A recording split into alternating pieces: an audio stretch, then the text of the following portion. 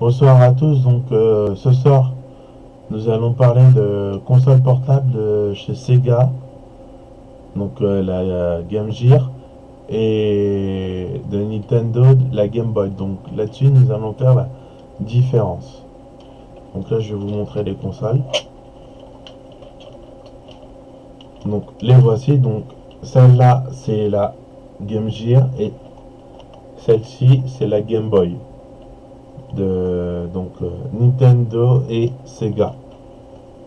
Donc vous voyez, il y en a une qui tient horizontalement et une qui tient verticalement. Alors maintenant nous faisons la différence. Donc personnellement, moi je préfère celle-là parce que il y a en fait, contrairement à la Game Boy, l'inconvénient de la Game Boy, c'est que il n'y a pas de lumière sur l'écran. Elle fait pas rétroéclairage. Contrairement à celle-là, on peut jouer dans le lit tranquillement, il n'y a pas de problème. Donc on a la lumière. Mais par contre, si on, on veut jouer, donc on joue comme ça, mais si on la met comme ça, on voit plus, il n'y a plus de lumière. Par contre, je sais pas comment ça s'appelle ça. Alors ici, nous avons le bouton volume là. Juste à côté, c'est la prise de jack. Donc là, c'est le port cartouche. Donc là, il y a les deux caches piles.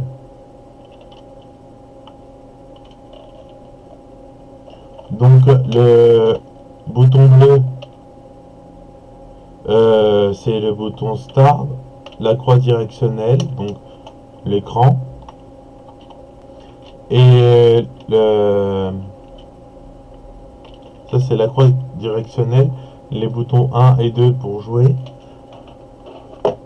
Et voici les cartouches de Game Gear, comment elles sont. Excusez-moi, j'ai fait tomber. Donc, ils sont fines. Donc, alors, en fait, il faut que l'étiquette de la cartouche soit à l'extérieur de la console. Et on met comme ça. Et on peut jouer avec. Là, le bouton rouge, c'est pour allumer et éteindre. Et ça, c'est une prise pour le secteur Master System ou Mega Drive. Donc, par contre, il y a... Vous voyez, j'ai enlevé les cache piles pour vous montrer. Elle peut contenir 6 piles pour 4 heures d'autonomie. Donc, on peut jouer 4 heures avec les piles. Si on branche à la prise, donc on peut jouer tant qu'on veut. Mais là, en fait, pour moi personnellement, c'est la maladie des Game Gear. En fait, le problème des Game Gear, c'est qu'il y en a qui les démontent, qui veulent les réparer et tout, mais ils les abîment. Donc des fois, quand vous récupérez une Game Gear, soit il n'y a plus de son, soit il n'y a plus d'image. Donc et ça c'est soit il n'y a pas les cache piles, rien que ça vaut 5 euros. C'est pas donné. Alors ça c'est la grosse maladie des Game Gear.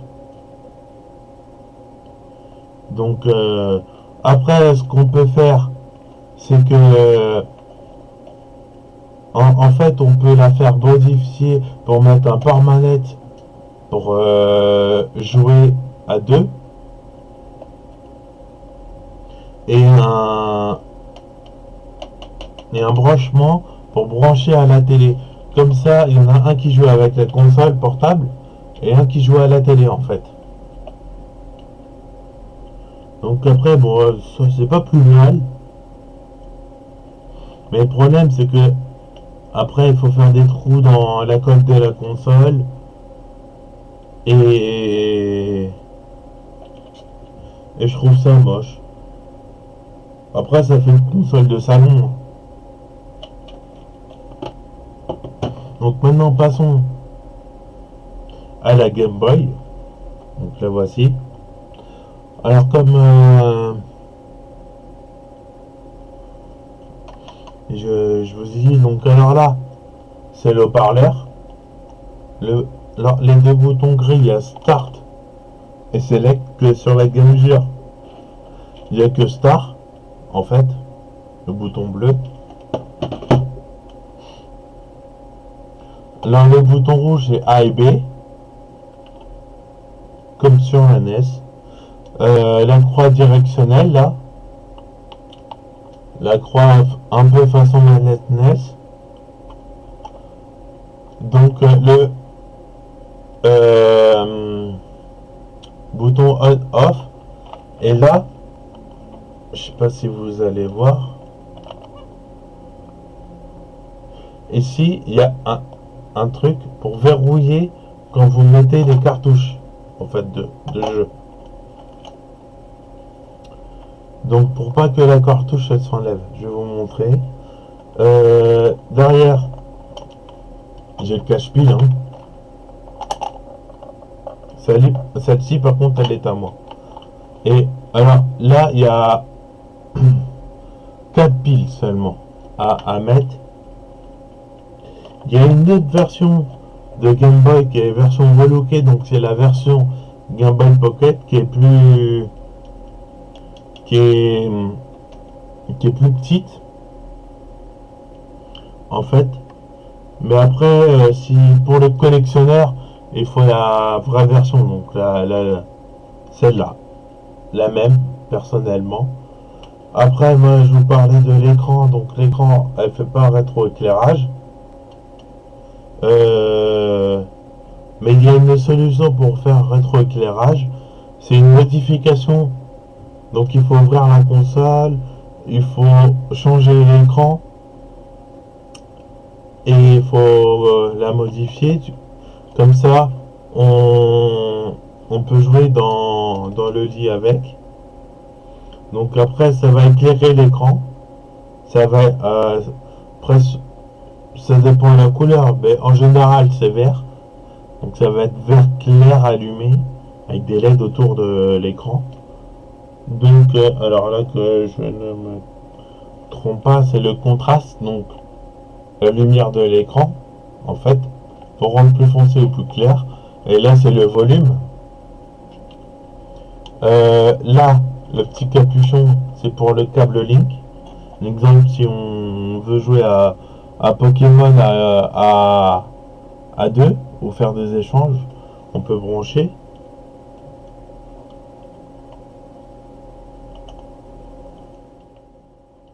Donc là c'est pour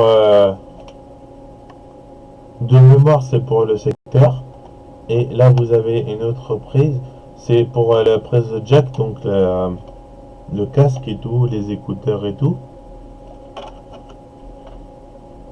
Donc et voici les cartouches Game Boy qui marchent aussi sur la Game Boy Color. Moi là je l'ai pas, mais c'est avec des couleurs, il n'y a que ça qui change. Donc nous mettons la cartouche, l'étiquette bien vers l'extérieur et la cartouche on la met. Donc vous voyez il y a une petite encoche on va dire. Si là je l'allume, en fait là il y a le truc de verrouillage et je peux plus retirer la cartouche de la Game Boy. Et c'est pareil pour les deux consoles. À l'époque, ce qui était bien, c'est qu'il n'y avait pas de zonage et dézonage à faire. La console, elle était dézonée déjà, donc on pouvait passer les jeux JAP, US et PAL. Mais je crois qu'il y a une solution de mémoire, hein, mais je suis pas sûr à 100%. En fait, il faut modifier les consoles, vous mettez un petit switch pour mettre le jeu en japonais, je crois, de mémoire. Donc voilà.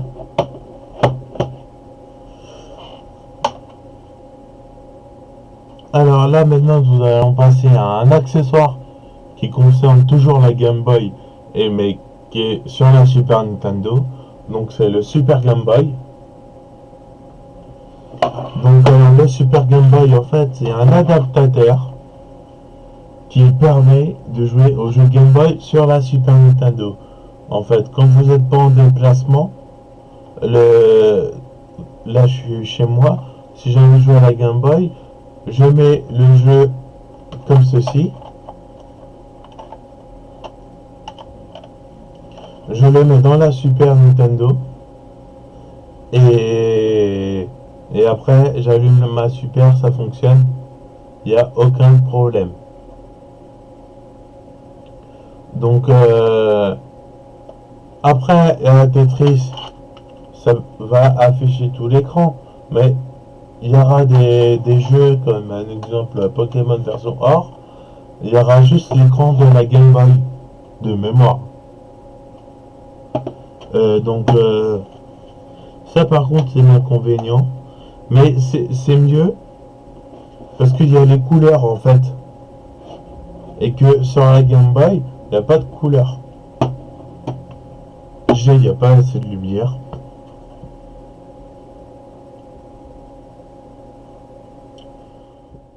Donc voilà. Après, si votre Super NES elle est dézonée, donc elle est modifiée et tout, vous pouvez prendre la version US, Jap, je crois de mémoire.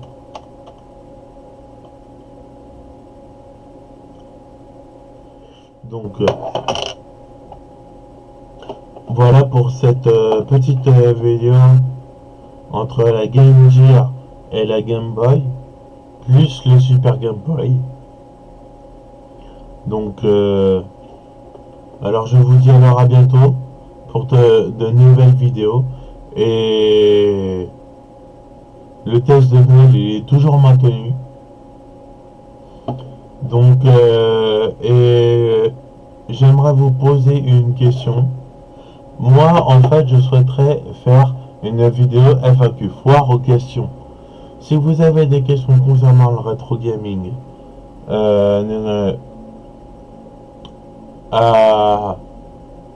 à quoi je joue, tout ce qui est rétro gaming,